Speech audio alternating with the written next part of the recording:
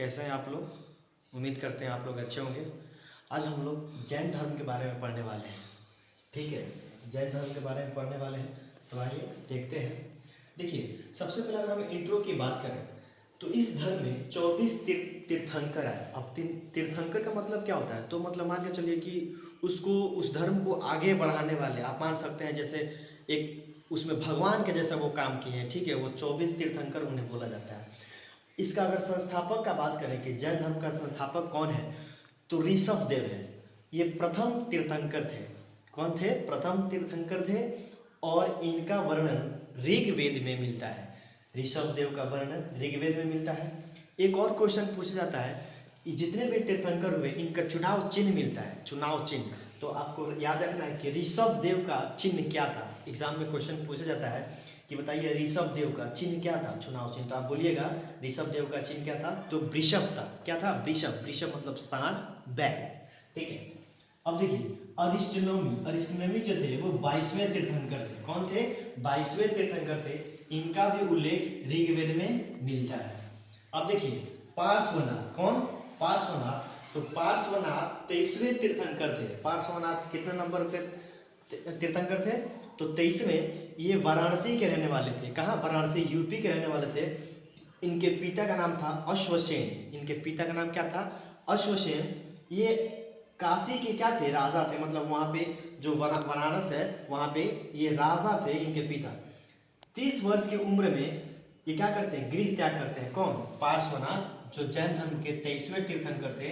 ये 30 वर्ष की उम्र में गृह त्याग करते हैं। ठीक है। और इनको ज्ञान की प्राप्ति सम्मेघ पर्वत पे होती है। जितने भी सारे पॉइंट लिखे हैं सभी महत्वपूर्ण है, आपको ध्यान से सुनते जाना है। ठीक है, बहुत ही इंपॉर्टेंट है। नेक्स्ट है, अब देखिए 4 शिक्षाएं। शिक्षाएं मतलब क्या? इसमें पूछा जाता है कि जैन धर्म में कुल कितनी शिक्षाएं हैं। तो जैन धर्म में कुल 5 शिक्षाएं हैं। कितनी शिक्षाएं हैं?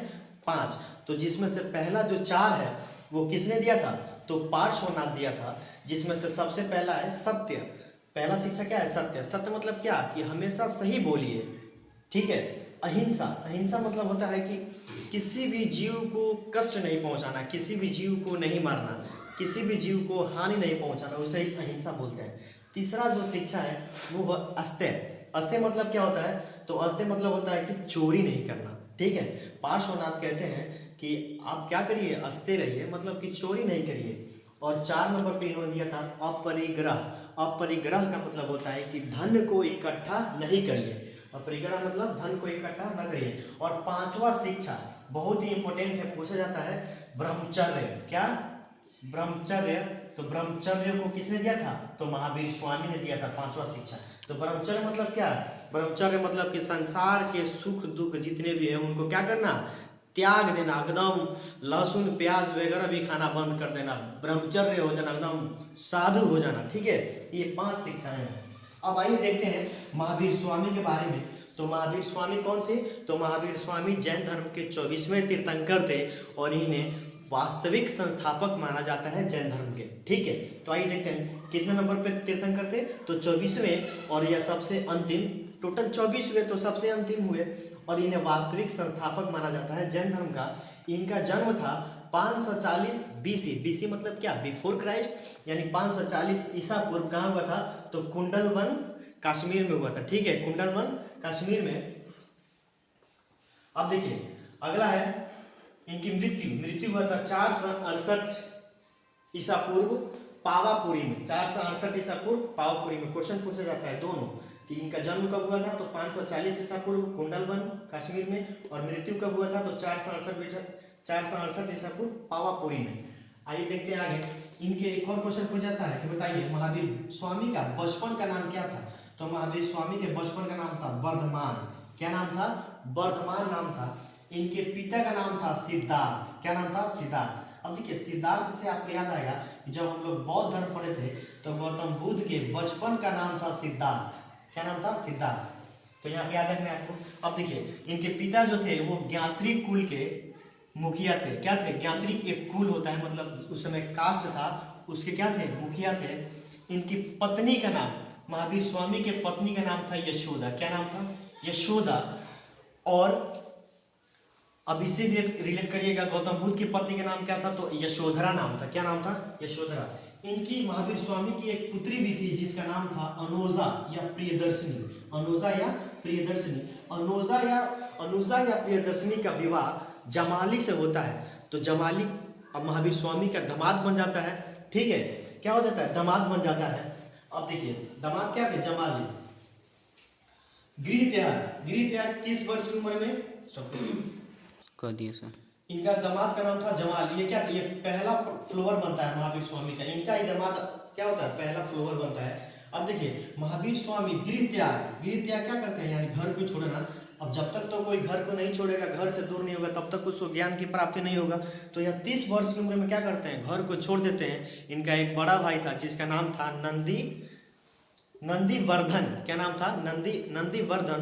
उससे यह बोलते हैं कि भैया हमको आज्ञा दीजिए कि हम घर द्वार छोड़कर जाना चाहते हैं, कहीं दूर दराज पर्वत पर जाकर तपस्या करेंगे, हमको ज्ञान की प्राप्ति होगी और उस ज्ञान को हम क्या करेंगे? लोगों में बांटेंगे, प्रचार प्रसार करेंगे, लोगों को आगाह करेंगे क्या सही है क्या गलत है, दुनिया को सही चीज़ों के बारे में बताएंगे।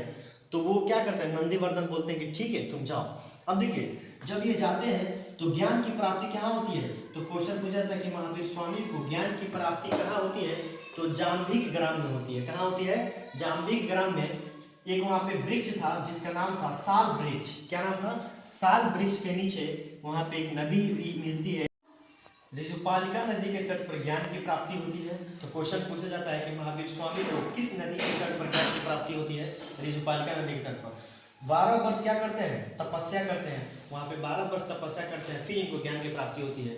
और ज्ञान की प्राप्ति जब हो जाती है तो इसे क्या बोलते हैं? कैवल्य बोलते हैं। क्या बोलते हैं? कैवल्य। कैवल्य मतलब क्या? कि ज्ञान की प्राप्ति होगी, कैवल्य बोलते हैं। 42 साल की उम्र में इनको ज्ञान की प्राप्ति होती है। ठीक है, अच्छा उपदेश एवं शिक्षाएं। अब देखिए क्या होता है कि जब क्षमा करिएगा किसी थोड़ा सा अगर मिस्टेक होता है तो, वीडियो में कुछ दिक्कत आता है तो। अब देखिए उपदेश एवं शिक्षाएं, तो ज्ञान की प्राप्ति होता है तो क्या लोग उसको क्या करते हैं? डिस्ट्रीब्यूट करते हैं, लोगों को क्या करते हैं? दिखाते हैं, बताते हैं कि क्या सही है क्या गलत। अब देखिए यह जब जाते हैं तो पहला अपना जो शिक्षा होता है वो सारनाथ में देते हैं। सारनाथ कहाँ है? यूपी में है। वहाँ पे एक पहाड़ी है जिसका नाम है दीपुचुल पहाड़ी। तो क्वेश्चन पूछा जाता है कि बताइए महावीर स्वामी पहला उपदेश कहाँ दिए थे? तो सारनाथ में, यूपी में दीपुचुल पहाड़ी के पास जाते हैं। ठीक है, अब देखिए महावीर स्वामी कहते हैं कि जो संसार है वो संसार दुखमय है, यानी संसार दुखों से भरा हुआ है और इस दुख का कारण क्या है? तो कर्मफल है, यानी जैसा हम कर्म करते हैं वैसा भोगते हैं। तो जो लोग गलत काम करेंगे। अब एक क्वेश्चन पूछा था कि जैन धर्म के कितने रत्न हैं? तो याद रखिएगा जैन धर्म के 3 रत्न हैं जिन्हें त्रिरत्न बोलते हैं। सम्यक दर्शन, सम्यक ज्ञान, सम्यक आचरण। देखिए पहला सम्यक दर्शन, सम्यक आचरण, सम्यक ज्ञान। सम्यक दर्शन मतलब क्या? कि यानी जो भी आप देखिए, जो भी चीजें आपसे दर्शन हो वो सही होने चाहिए। सम्यक आचरण मतलब कि आपका कैरेक्टर सही होना चाहिए, आपका आदत सही होना चाहिए। और सम्यक ज्ञान मतलब क्या? जो चीजें आप पढ़िए, जो चीजें आप समझिए वो एक्यूरेट होनी चाहिए, वो चीजें सत्य होना चाहिए, सही ज्ञान होना चाहिए। अब देखिए सबसे मुख्य महावीर स्वामी ब्रह्मचर्य को मानते हैं, आपको ये बता चुके हैं। अब देखिए महावीर स्वामी कहते हैं कि अहिंसा, यानी अहिंसा को फॉलो करिए, किसी भी जीव को तकलीफ नहीं दीजिए, किसी भी जीव को ठोस नहीं पहुंचाइए, किसी भी जीव का मर्डर नहीं करिए। ठीक है, इनका प्रथम भिक्षिणी यानी क्या? प्रथम भिक्षिणी मतलब कि भिक्षा देने वाली कौन थी? तो इनको प्रथम भिक्षा देने वाली थी चंदना नाम की, जो चंपा नरेश दधिमान की पुत्री थी। अब देखिए किसमें विश्वास रखते थे? तो ये आत्मा में विश्वास रखते थे। महावीर स्वामी कहते हैं कि इस दुनिया में क्या है? आत्मा है, आत्मा है, ठीक है ना। और वो आत्मा कभी मरता नहीं है, उस आत्मा का क्या होता है? पुनर्जन्म होता है, वो हमेशा जीवित रहता है। कर्म यानी कर्म पे विश्वास रखते थे। महावीर स्वामी कहते हैं कि जैसा कर्म करिएगा वैसा फल मिलेगा। मोक्ष, महावीर स्वामी कहते हैं अगर आप सही काम करते हैं तो आपको मोक्ष की भी प्राप्ति होगी। अब देखिए उसके बाद से नास्तिक, भगवान और विजेता, इन तीनों को चीज़ें समझनी है थोड़ा सा। महावीर स्वामी कहते हैं कि जो जैन धर्म में है वो नास्तिक संप्रदाय के लोग इसमें ज़्यादा फॉलोअर है। मतलब क्यों? ये मानते हैं कि भगवान है ही नहीं, अगर भगवान है भी तो विजेता यानी कौन? विजेता यानी केवल ने जो ज्ञान प्राप्त कर लिया है, जो अपने आप में विजेता पा लिया है, उसके नीचे भगवान है। जैन धर्म में इस बात को बोला गया है। अब देखिए एक क्वेश्चन और पूछा जाता है कि स्यादवाद एवं अनेकांतवाद का संबंध किस धर्म से है? तो याद रखिएगा, स्यादवाद एवं अनेकांतवाद का संबंध जैन धर्म से है। अब कुछ यहाँ पे शब्द दिए गए हैं, जैसे कैवल्य। कैवल्य मतलब क्या होता है? तो कैवल्य मतलब होता है ज्ञान प्राप्ति, यानी ज्ञान जब प्राप्त कर लेते हैं जैन धर्म में तो उसे कैवल्य कहते हैं। अच्छा, जीन। जीन मतलब क्या? विजेता। विजेता इंद्रियों पर, यानी अपने ही शरीर पर आत्मनियंत्रण कर लेना जीन कहलाता है। अब देखिए निर्गत। निर्गत मतलब क्या? मोह माया जो त्याग दिया उसे क्या बोलते हैं? निर्गत बोलते हैं। और अहंत मतलब होता है योगी। ये जैन धर्म के कुछ महत्वपूर्ण शब्द हैं। अहंत मतलब योगी। अब देखिए यहाँ पे जैन सभाएं पूछा जाता है क्वेश्चन कि बताइए जैन धर्म में कितनी सभाएं हुई थी? तो जैन धर्म में 2 सभाएं हुई थी। पहली कहाँ हुआ था? पटना में हुआ था। कब हुआ था? तो 4th BC में, यानी 4th ईसा पूर्व, लगभग 4th BC में स्थूलभद्र यानी अध्यक्ष कौन थे? अध्यक्ष थे स्थूलभद्र। उस समय क्या किया गया? इम्पोर्टेंट है। तो जैन साहित्य जिसे क्या बोलते हैं? आगम बोलते हैं। आपको याद रखना है, जैन साहित्य को क्या बोलते हैं? आगम बोलते हैं। तो जैन साहित्य को आगम बोलते हैं। 12 अंगों, इसमें 12 अंग। अंग मतलब क्या? मान के चलिए अलग अलग चैप्टर या पार्ट, 12 अंगों का संकलन किया गया है। अब देखिए वल्लभी गुजरात दूसरा कहाँ होता है? तो वल्लभी गुजरात में होता है 512 ईस्वी में। देखिए ये 4th BC में हुआ था, यानी लगभग 400 साल ईसा पूर्व 512 ईस्वी में हुआ था। इसमें अध्यक्ष कौन थे? तो दधिवाहन क्षमाश्रवण। ठीक है, तो उम्मीद करते होंगे आपको समझ में आया होगा। आप जरूर बताइए, हमारे चैनल को सब्सक्राइब करिए, कमेंट करिए कि समझ में आ रहा है और किस प्रकार का आप कंटेंट चाहते हैं। हमेशा मेहनत करके आपके लिए बनाएंगे। जय हिंद, जय भारत।